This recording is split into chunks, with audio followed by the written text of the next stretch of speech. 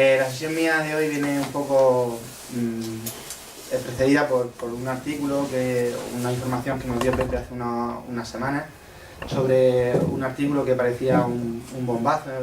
Lo comentó como que podría ser un bombazo sobre un fármaco que ya existía previamente y que bueno, habían hecho un ensayo clínico y había dado unos resultados un poco sorprendentes. Me pareció interesante, lo comenté con Eloísa y demás, y nos pareció interesante pues esa aproximación a la investigación mediante un ensayo clínico, mediante la lectura crítica de un artículo. Perdón, no crítica, mediante la lectura de un artículo, que es lo que yo voy a hacer aquí. El artículo está sacado del New England Journal of Medicine, se llama Empagliflozina, eventos cardiovasculares en la mortalidad en diabéticos tipo 2.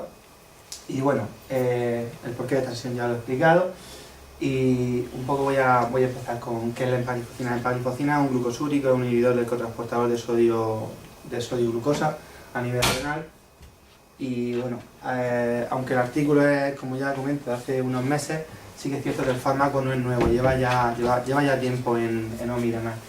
Estos son los dos nombres comerciales que tenemos del fármaco en OMI, que son Jardiance y Sinjardi.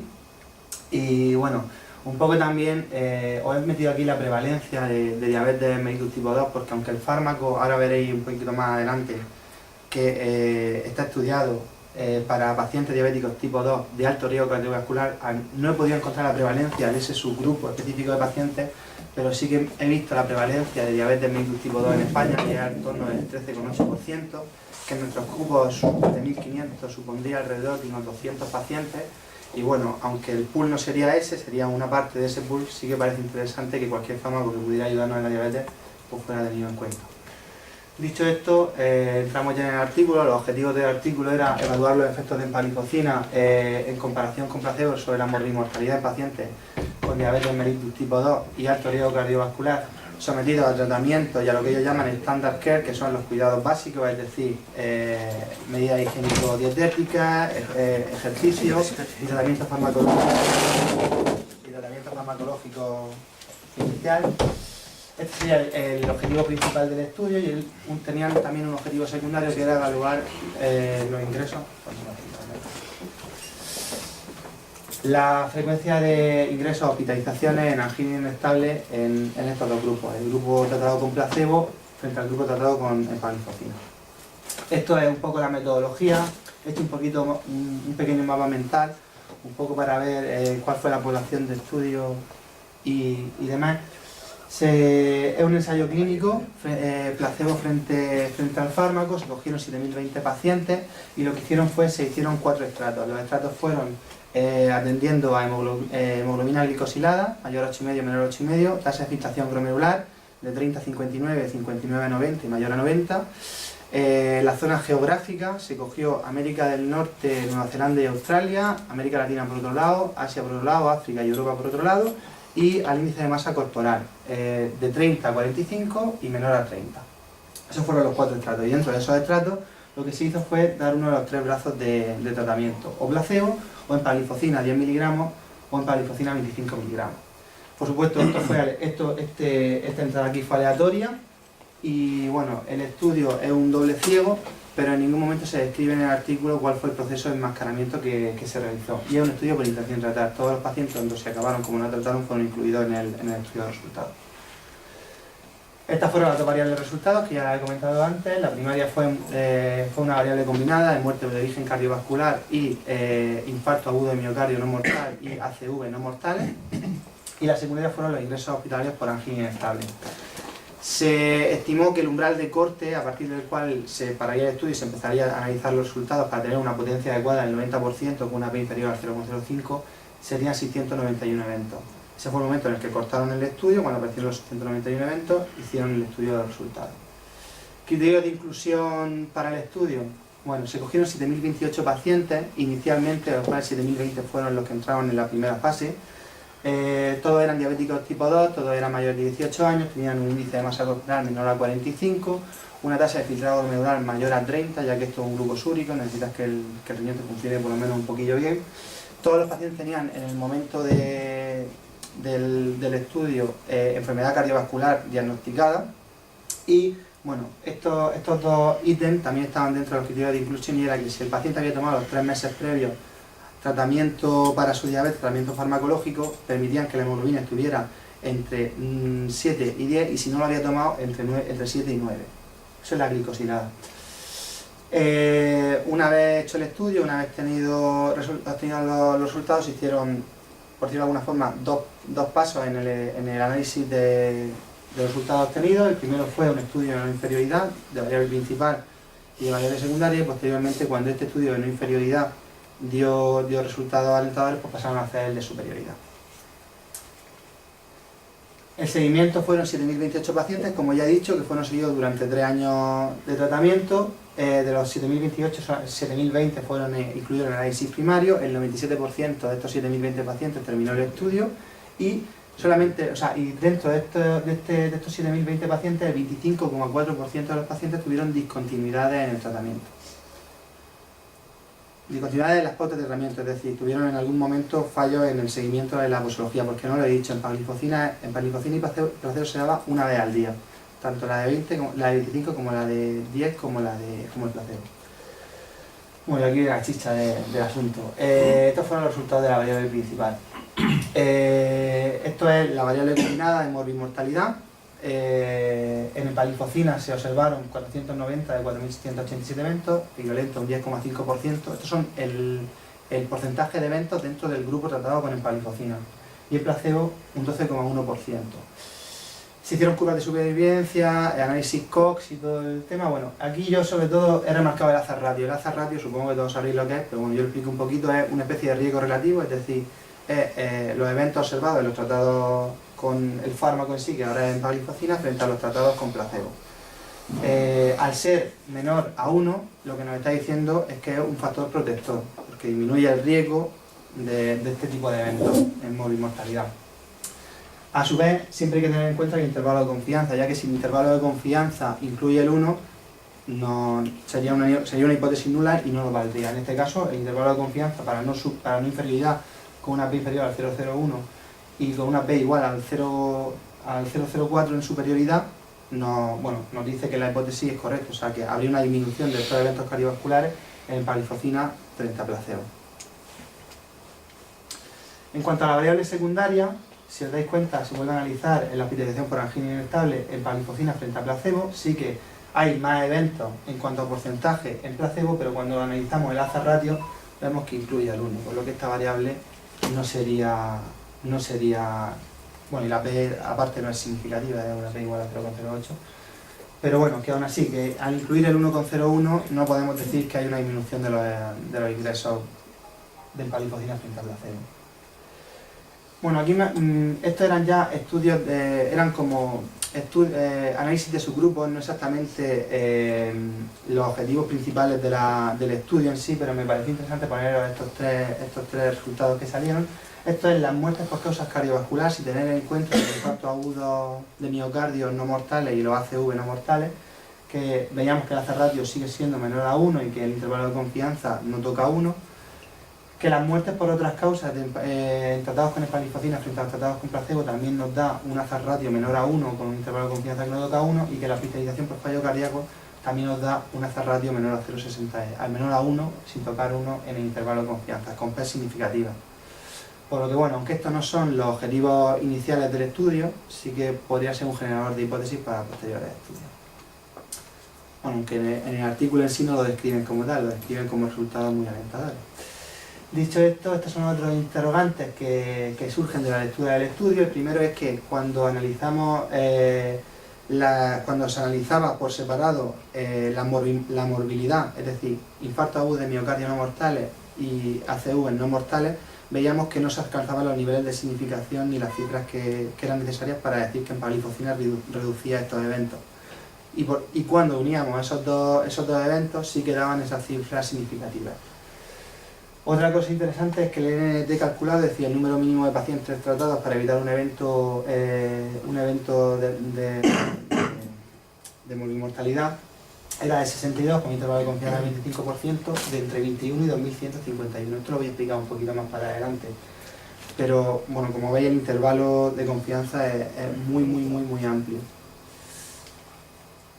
Bueno, estas dos diapositivas las voy a pasar muy rápido. Me parecía interesante un poco que supierais efectos secundarios porque también hablan de ellos en el artículo, ¿vale? El efecto fundamental de empalifocina es la infección genital, es el efecto más frecuente con diferencia. Y el siguiente es la urosepsis, que solamente sería un 0,4% de los pacientes. No hay aumento de la ITU ni de la pielonefritis, según lo que refleja el artículo. Y en cuanto a empalifocina, comparado con placebo, todos estos efectos secundarios, hipoglucemia, fallo renal, cetoacidosis diabética, tromboembolismo y fractura ósea, según el artículo, hay el mismo porcentaje tanto en el fármaco como en placebo.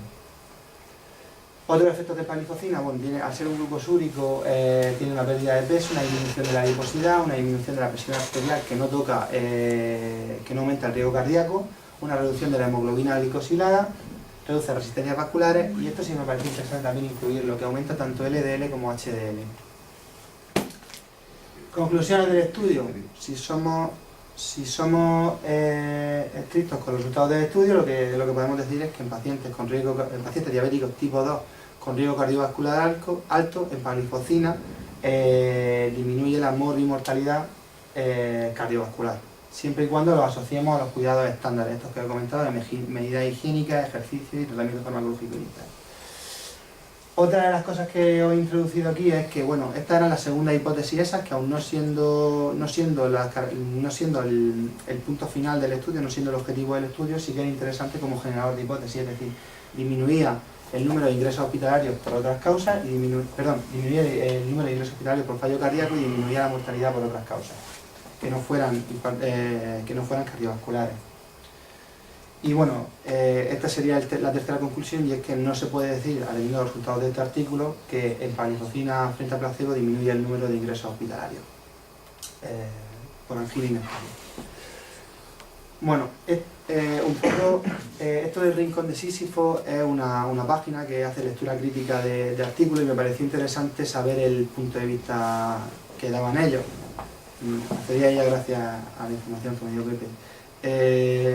Bueno, aunque ellos son bastante escépticos cuando hablan de este fármaco nuevo y demás, sí que es verdad que acaban terminando el artículo como diciendo que, viendo los resultados del artículo, no tienen otra cosa más que esperar a ver qué dicen los siguientes artículos, porque el artículo está bien redactado y la metodología es correcta. Pero sí que ponen 6 ítems que a ellos no les terminan de cuadrar. El primero es esto. Estas son las dos casas comerciales que patrocinaban el artículo, el Boehringer Ingelheim y Lilly. Bueno, pues Boehringer Ingelheim tuvo acceso tanto a los datos a los resultados, tanto a los datos de resultados como al análisis de estos datos.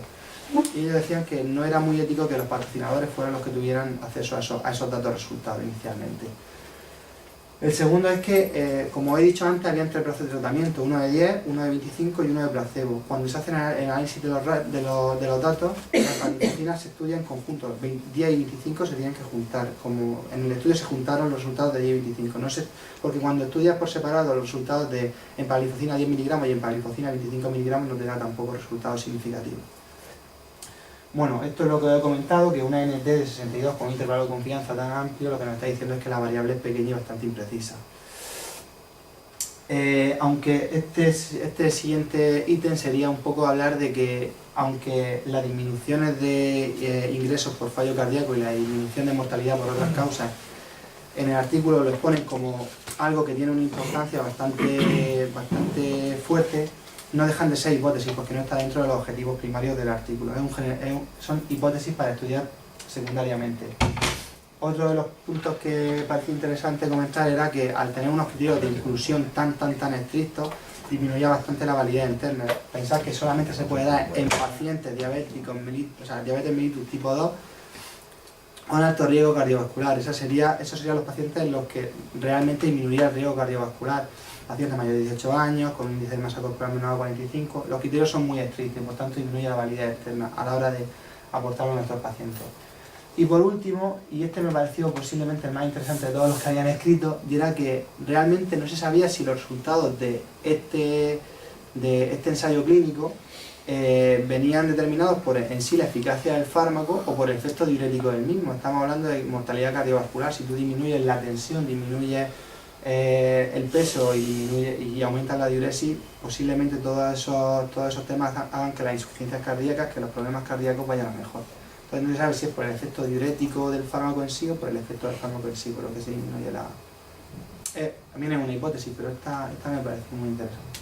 Y dicho esto, gracias por contarle. Muy bien.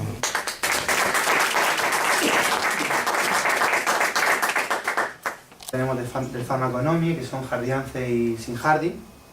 Y bueno, un poco también os he metido aquí la prevalencia de diabetes mellitus tipo 2, porque aunque el fármaco, ahora veréis un poquito más adelante, que está estudiado para pacientes diabéticos tipo 2 de alto riesgo cardiovascular, no he podido encontrar la prevalencia de ese subgrupo específico de pacientes, pero sí que he visto la prevalencia de diabetes mellitus tipo 2 en España, que es en torno del 13,8%, que ya existía previamente y que bueno, habían hecho un ensayo clínico y había dado unos resultados un poco sorprendentes. Me pareció interesante, lo comenté con Eloisa y demás, y nos pareció interesante pues esa aproximación a la investigación mediante un ensayo clínico, mediante la lectura crítica de un artículo. Perdón, no crítica, mediante la lectura de un artículo, que es lo que yo voy a hacer aquí. Este es el artículo, está sacado del New England Journal of Medicine, se llama empagliflozina. Es que en nuestros grupos de 1500 supondría alrededor de unos 200 pacientes. Y bueno, aunque el pool no sería ese, sería una parte de ese pool, sí que parece interesante que cualquier fármaco que pudiera ayudarnos en la diabetes pues fuera tenido en cuenta. Dicho esto, entramos ya en el artículo. Los objetivos del artículo era evaluar los efectos de empagliflozina en comparación con placebo sobre la mortalidad en pacientes con diabetes mellitus tipo 2 y alto riesgo cardiovascular sometidos a riesgos cardiovasculares en la mortalidad en diabéticos tipo 2. Y bueno, el porqué de esta sesión ya lo he explicado.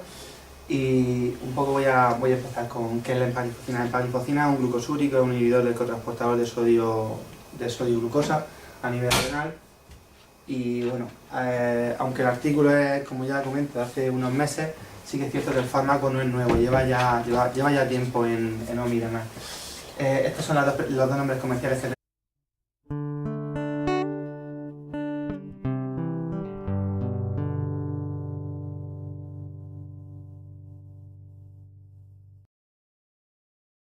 la sesión mía de hoy viene un poco precedida por un artículo, una información que nos dio Pepe hace unas semanas sobre un artículo que parecía un bombazo, lo comentó como que podría ser un bombazo sobre un fármaco